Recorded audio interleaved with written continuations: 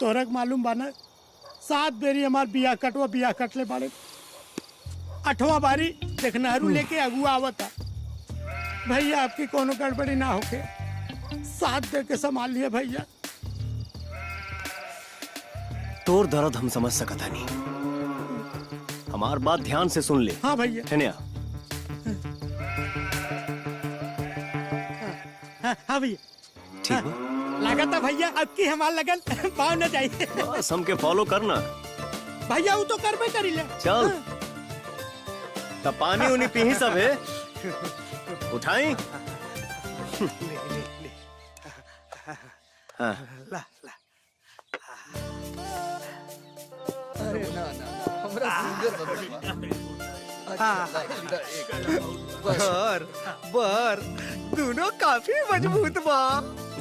अब बेटा बस इतना बता दा कि कौने क्लास में पढ़ा तारा, भविष्य के का योजना बा? बीए ऑनर्स करता रे आ साथे साथे कंपटीशन के तैयारी में भी लागल बाणे। कौन कंपटीशन के तैयारी करा तारा बबुआ? रेलवे के, बैंक के, टीचर के। सब बतिया तो रहुआ बतावता नहीं, यहाँ के कुछ बोलते नहीं की। ई गूंग हमन का जी? अरे ना जी, आज ही मौन व्रत में बाणे। अच्छा ये बात है तो चिंता ना करी, अब हमहू मौनवा वाली बतिया पूछते था नहीं। लगाता ही पंडितवा एक आंख हमार फोड़े के कहा था, हम दोनों फोड़ देवे कर। अब एकर भावार्थ का भइल? एकर आंसर ई भइल कि रउआ एगो अंगुरी देखौनी हा कि ईश्वर एक है, लेकिन यहाँ के 2 अंगुरी ए से देखौनी हा कि ईश्वर 2 है, एगो आत्मा एगो परमात्मा।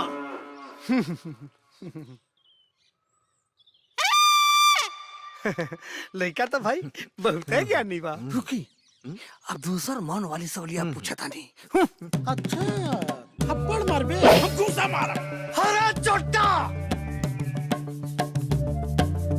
अब एकरे बारे में समझाई।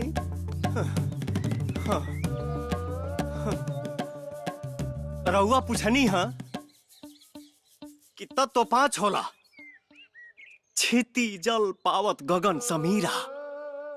त यहाँ के जवाब यह दिहनी है कि यही 5 तत्व के मिला के ब्रह्मांड के रचना होला। अब ही का जवाब हो। अब ऐसा करता नहीं, गन्ना मन्ना भी डाल लेता नहीं। बाप रे, वाह वाह वाह वाह वाह वाह, सब करता सो रहे गुड़ मिलेला। ई लड़का के था 3600 गुड़ मिलता।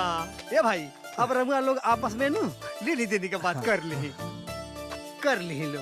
अजी लेन देन के का बात करे के बा? मन होके तो बारात के खर्चा दे दी ही। रहू अपन लड़की तो दे ही रहल बानी, उहे हमार लक्ष्मी ही हो। ठीक बा ठीक बा। तो अब चलता नहीं क्या यही में 25 मई के अच्छा मुहूर्त बा लगन के। हाँ अच्छा चलता नहीं क्या। प्रणाम। आई आई आई आई आई आई सब जन आई आई आई आई सब जन।